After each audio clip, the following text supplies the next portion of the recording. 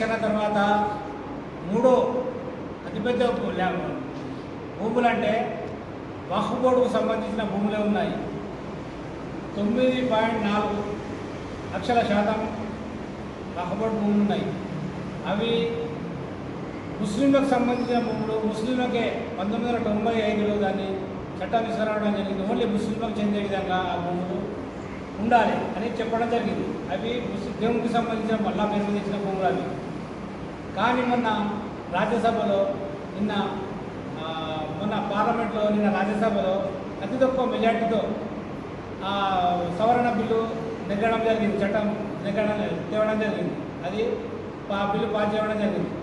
Secular పార్టీగా చెప్పుకుంటున్న ఆంధ్రప్రదేశ్లో చంద్రబాబు నాయుడు, బీహార్లో నితీష్ కుమార్, ఇంకో పార్టీ ఉన్నది రామ్విలాస్ పాస్వాన్ కొడుకు చిరాగ్ పాస్వాన్, దేవగౌడ, ఇలాంటి 4-5 పార్టీలు ముస్లింల ఓట్లు దండుకొని ప్రభుత్వాలు నడుపుతున్న బీహార్, ఆంధ్రప్రదేశ్ వారు కూడా సెక్యులర్ పార్టీ చెప్పుకుంటున్న వాళ్ళు కూడా బిల్లుకు మద్దతు ఇవ్వడం చాలా దారుణం. ఎందుకంటే ప్రతి పనిలో మేము ముందున్నాము, ముస్లింలకు అండగా ఉంటున్నాము చెప్పుకుంటూ ఓటు దండుకుంటున్న ఈరోజు సెక్యులర్ పార్టీ వాళ్ళు ఒక మతతత్వ పార్టీ అయిన బీజేపీకి మద్దతు ఇవ్వడం చాలా దారుణం.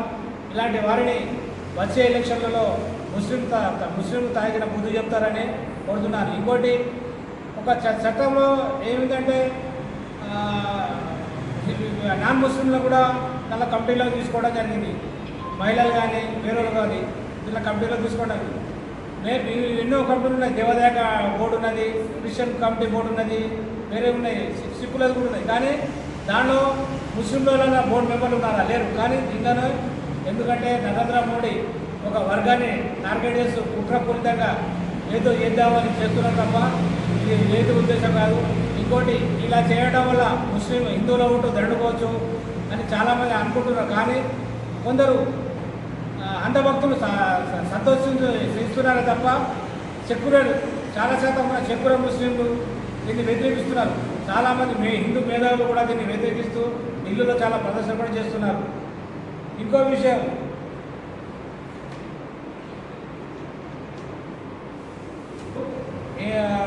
ఈ కేసు విషయంలో సుప్రీంకోర్టు కూడా నిన్న చాలామంది పోయారు, 2-3 పోయారు. మేము కూడా కాంగ్రెస్ పార్టీ తరఫున కూడా సుప్రీంకోర్టుకు వెళ్ళడం జరుగుతుంది.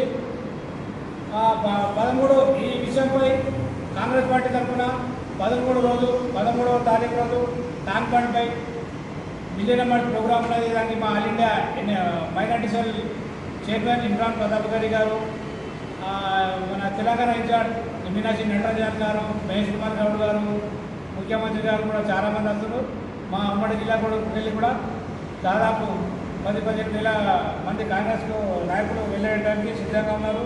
ఈ వక్ఫ్ బోర్డు భూములు ఇలా చాలామంది ఈ భూములలో చాలామంది కబ్జాలు ఉన్నారు. 20% మంది కబ్జాలు ఉన్నారు.